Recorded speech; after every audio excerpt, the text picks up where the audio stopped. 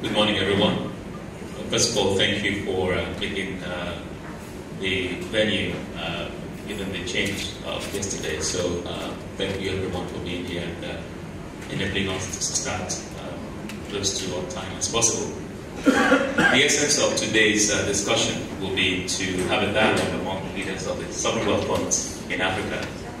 And there's been also some discussions about the objectives of the sovereign wealth funds in Africa, especially given that many of us have mandates to invest domestically. And there have been phrases coined to describe some of these new sovereign wealth funds, including calling them sovereign development funds.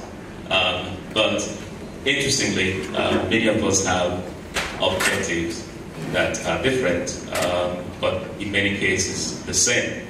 We want to provide savings for our economies and serve as a hedge, and we also want to help develop our own economies domestically, the same way any other investor in our continent will look at it. So, joining me today, let me start to my immediate left, is Jose Dos Santos. He's the chairman of the Fondo Soberano de Angola, or the Angola Sovereign Wealth Fund. Jose, welcome. And immediately after Jose is Mr. Alex Owino. Alex is the CEO of the New Kenya Sovereign Wealth Fund, though he's on the committee for the New Kenya Sovereign Wealth Fund. Alex, welcome to Nigeria. And my good friend Amado Holt, who is also setting up the Sovereign Wealth Fund for strategic investment in Senegal. Welcome, Amado. And then last but not the least is Mr. Edward Mashiringwani, who is the former Deputy Governor of the Reserve Bank of Zimbabwe and who is also in charge of setting up the Sovereign Wealth Fund for Zimbabwe. Welcome, gentlemen. So we will go through a couple of topics, and I think we'll start off by having everyone describe their funds, the objective, perhaps opportunities and challenges they face within a 2 to 3 minute dialogue, and I have a few questions to get us started. But I also expect a handful of questions from the audience. This is a dialogue, so let's try and keep it as interactive as possible. The Nigerian Sovereign Investment Authority started about 18 months ago with exactly the objective of achieving three things. Number one is to provide stabilization support. So to that extent, we have a fund called the Stabilization Fund, to which we have allocated 20% of our assets. It's mostly fixed income products that will try to provide stability when needed by the government. We also have a Future Generations Fund, which is a savings fund. Again, here we have a fully diversified portfolio. We have allocated more than almost 60% of that to both hedge funds, private equity, asset classes, and also to developed and emerging market equity asset classes. We still have a few more to do on private equity, on hard assets, on commodities, and other assets that we have yet to allocate within that fund. And then the third fund we run is the Nigerian Infrastructure Fund, which invests in infrastructure within Nigeria. The challenge of investing in infrastructure in Nigeria, and I have a good friend in the crowd, Mr. Puyo, who has done some of these things. It's very difficult, but we have taken a start at it. We have initially focused on 5 subsectors out of 13. The first subsector is motorways, and we made a commitment to a motorway project that has just started. The second Niger Bridge project, which is 10-kilometer approach road and 1.8-kilometer bridge designed to carry 120,000 vehicles per day within the next 10 years. We've also made commitments in healthcare, agriculture, and real estate. These are the first 5 sectors we started with, and of late we've also received some new money to invest in gas infrastructure. So that is the essence of the NSIA. So 40% of our assets have also gone into the infrastructure sector. So it's 20 for stabilization, 40 for future generations, and 40 for the infrastructure sector. The plan is to use this as a conduit and a platform to attract co-investors. And so far, we have had a few partnerships signed, and things are going according to plan. And we will have more opportunity to hear from everybody else, and then we can discuss all the opportunities and challenges we face. Using that as a template, let me ask Jose to describe to us the objectives and the plans for the Fondo Soberano de Angola. Jose? So we've seen different models, but one set of objectives. You have a model where it's funded from hydrocarbon resources, Nigeria, Angola, and coming up soon, Kenya.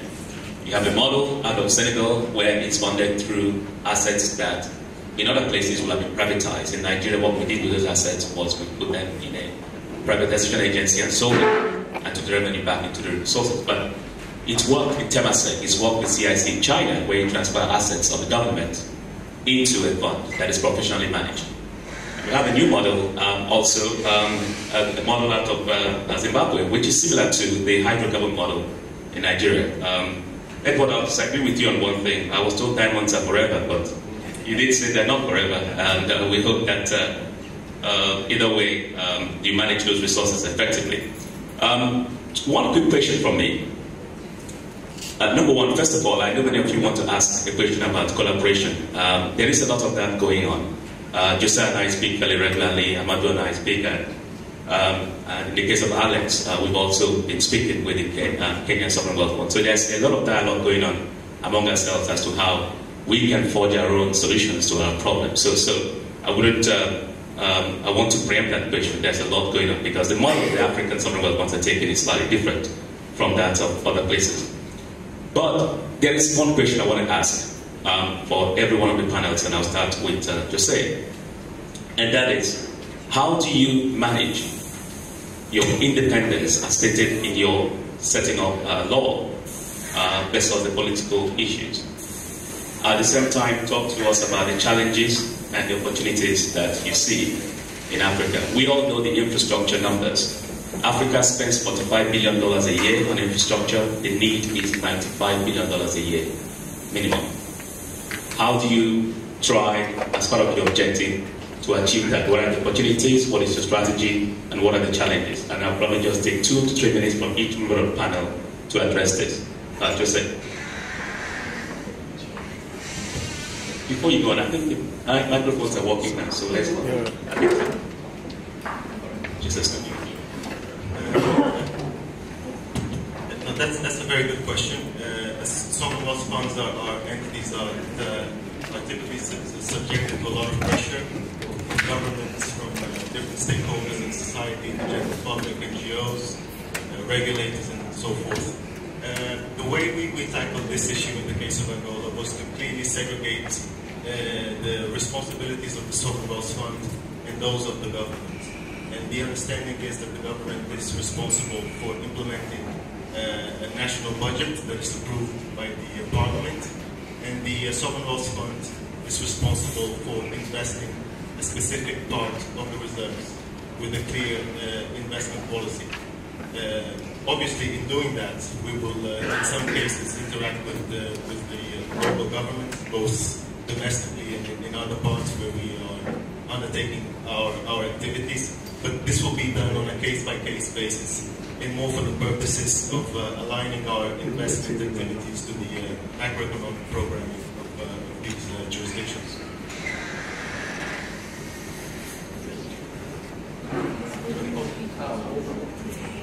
Okay, thank you, Chairman. The first one is fairly difficult for us, the independence, but in the Act itself, we have actually provided for a National Advisory Council to advise the board. The board will have a CEO, and in the investment side, we split it in 2. The CNS for the National Treasury will set up very broad investment guidelines, including the strategic asset allocation to the sub-funds, and then we'll have the board itself being responsible for the actual detailed investment policies. So the CS will set the broad agenda, and the board itself will translate that into very detailed policy. So we believe that will give sufficient independence. In terms of opportunities, Kenya is very lucky. We have a national vision, Vision 2030. So that sets the priority sectors. You mentioned your 5. We have 7, including oil, gas, and mining, manufacturing, agriculture, tourism, BPO and ICT. We want to be the same as Savannah. So we want sovereign wealth funds to make that happen. That helps. The CAS also has guidelines in terms of the priority sectors. Now, under a separate act, the PPP Act, he was required to release, and he did release in December, a list of 46 priority shovel-ready projects, literally in tourism, energy, across the board in all the sectors. So that list is forward, is online. That sets the nation's priority projects that are being assessed, and these are the ones we want to focus on. Challenges that we see is there's a lot of something you mentioned during the break when we were inside, that the legacy of Africa, there's a lot of mistrust of our objectives. So we must build a very good track record very quickly, that this funds be managed well, professionally. The managers will be held to account. They'll have clear guidelines and criteria, and it should not be the seat of the pants investing. So we believe that can be handled very well. Thank you. Thank you very much, Mr. Chairman. In terms of independence, as I said, basically the government has 4 board members and the rest are professionals. We report to the President's office, even if the Ministry of Finance has, sort of the financial, let's say, oversight comes from the Ministry of Finance. Myself, as the Chief Executive, I'm not in any political party, including even the President's party. Very often in these organizations, people appoint people in their own party. And in my case, it's not the same. And in our team also, nobody is involved in politics. We're all professional team. And when we hired our team, actually, we did basically an advertisement, let's say. We had 5,000 applicants around the world, mostly, of course, Senegalese people. And we went through a very rigorous process to hire the team, actually. And all of that to show that the company must be credible if we want to raise capital. Because we don't have excess of, let's say, revenue. We need to go out there and structure credible projects and go raise the money. So we need to show our independence, we need to show that the company is credible, and so on and so forth. In terms of challenges, most of the challenges, actually, I would say, is in terms of, let's say, bureaucracy. In our countries, we have to be frank. Government tends to be very slow, actually. Things go slowly. A project, you can spend a year just, structuring, getting approvals, and so on and so forth. And we are trying to fight that, and that is one of the major challenges we have. And other challenges we have also is to match the salaries that the professionals are requiring to join a sort of semi-state-owned entities. There are many good candidates that we have that wanted to join, but I could not pay the right salary. I took a big cut, but they could not for some reason. So I'm trying to find another solution to see if World Bank or somebody can subsidize part of the salary of the professional that I would love to hire, for example. Opportunities, many opportunities in Senegal. We have in the royal sector, mineral port, toll roads, spatial economic zones, and so on and so forth. I'm not sure if we'll have the opportunity to come back in details, but those are the main opportunities we have in infrastructure. Thank you. Thank you very much. Yes, thank you very much. Management of independence. Like I said, we are in the process of setting up, but we are going to learn from the others how they are going to manage that. We would like our sovereign wealth fund to be run on a professional basis, and probably we should have minimal interference from the politicians. Most of our budgets really are recurrent budgets, and there's very little going to capital expenditure.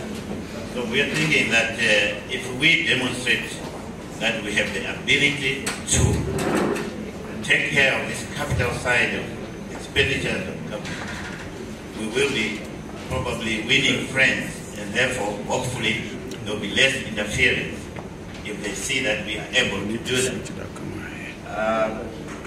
As I said earlier in my earlier remarks, the sovereign wealth fund will be run by a board, and also it will be in the president's office. It's different to say president's office and under the president. Those are two different things. So it will be in the president's office, again, as a protection from interference from other politicians whom we know will definitely want to take shortcuts and influence you. So that is for protection also. In terms of challenges, well, yes, as a model, it will have challenges because, as I said, we are going to get funding from revenue of this mining, of natural resources, mining, animals, all natural resources. There will be challenges. People trying to understand what we are trying to say here. But what we are sure of is that these resources are depletable, that our future generations must benefit. And I'm quite certain we will convince our partners who are currently in the country and those who want to come in. We will convince them that this is the right thing to do, and also I'm sure they will be glad to just work with us. Thank you, Chairman. Very much. Thank you. I think in our case, and I will remark to 30 seconds, it's similar to everything that's been said here. The one recurring theme here is we are all, either by law or by the way we set ourselves up, trying to be independent. And I think the best way to guarantee that is the professionalism of the management that have been put in place. In our case, we have no government person on the board, but there is a governing council that provides advice to the board, of course chaired by the president. We treat this governing council as our shareholders, so we have once a year meeting, which is similar to an AGM that any one of you can have, and any shareholder can stand up at an AGM and yell at you, but at the end of the day, the board is responsible for the final decision made. So, very interesting theme across the board here. I think it's very commendable what everyone is doing, and I'm not going to give up a chance to say this. I mean, just say in your case, I think you're under more scrutiny than the rest of us. Your father is the president. So, when people talk about independence, it's really more of an issue in your case. But I'm really personally very impressed with the work you are doing in trying to keep this organization as professional as possible. So well done. Doing business in Africa, you can't afford to be without Africa Investor.